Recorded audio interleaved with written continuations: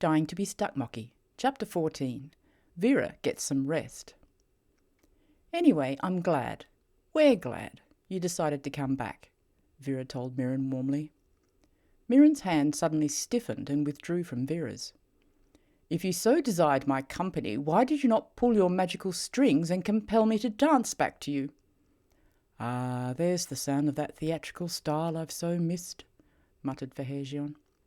Vira's foot stomped again, but met nothing but pavement, where moments before there had been Stuckmocky instep. My magic's broken, I'm afraid, thanks to your father. Has he always been so fond of throwing things as a way of expressing himself? My father is a subject I prefer not to discuss. A forced silence fell over the trio.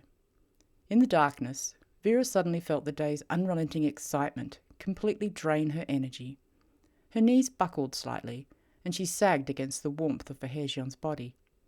It seemed perfectly natural to her when, after a minute or so, two strong arms lifted her up and draped her over a muscled, furry shoulder.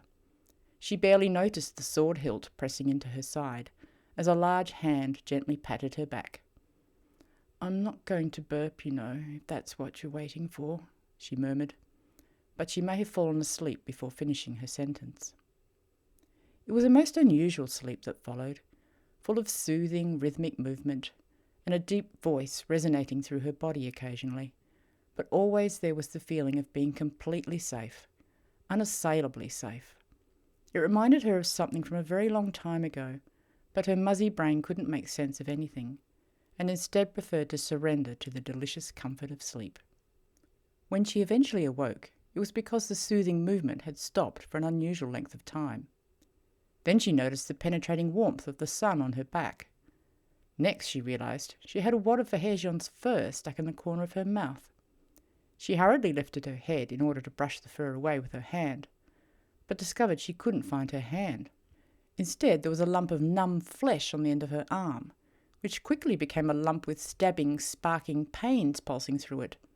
She thumped the lump on Fahyrjeon's back to signal she was awake, which mainly served to double the pain, so she wriggled herself into an upright position to get a look at her surroundings.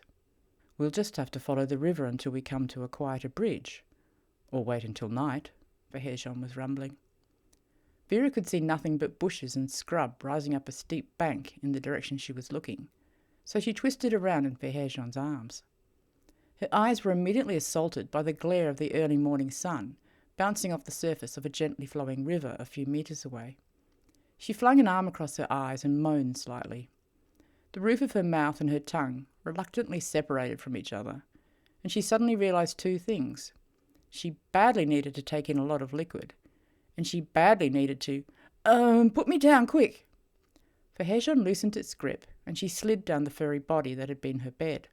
She staggered on uncooperative legs towards some dense bushes nearby, and took care of her most urgent need.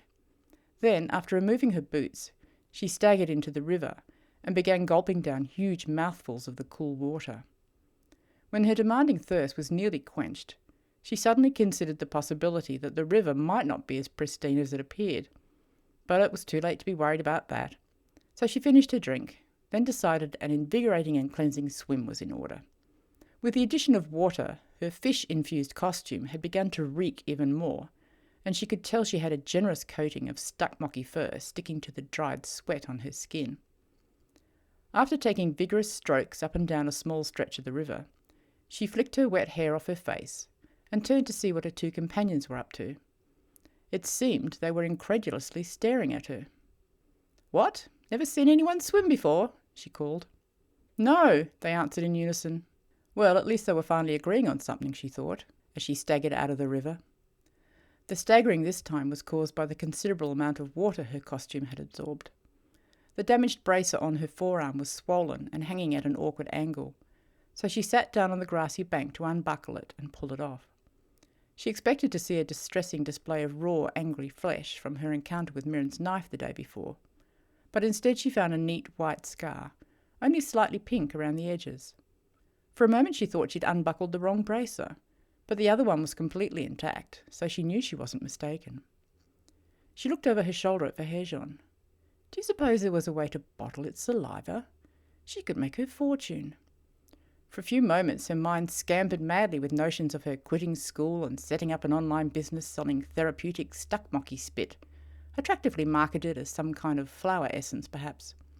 Then she crashed back to earth with the smell of damp grass and soggy pleather. Now all she saw was herself at the reins of a covered wagon with a hand-drawn sign advertising the miracle properties of Stuckmocky exudation. She allowed herself a moment to long for a world where electricity was taken for granted, then hauled her boots back onto her feet and stood up. "So, what's for breakfast, guys? I'm starving." Fahyrjeon opened its pouch and looked inside doubtfully. No, I'm sure we don't need to call on your reserves just yet, Fahyrjeon," Vira quickly interrupted. But then the thought occurred to her that maybe she did need to eat warm, furry, day-old cut fruit if she could get it. What else were they going to do for food? The practicalities of her situation were beginning to hit home, and she wasn't exactly thrilled by them. She was used to being provided for by her parents without even considering what efforts were behind her usual comfort. She pushed aside the image of Fahyrjeon spitting into tiny bottles, and considered how she might immediately get herself some money or some food.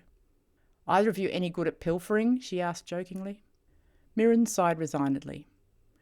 "I would prefer not to exercise the skills I acquired as an impecunious youth, but circumstances would appear to require that I renounce my retirement." Vira stared at him in surprise. "Well, if you can steal as well as you can speak, we're in for quite a meal,"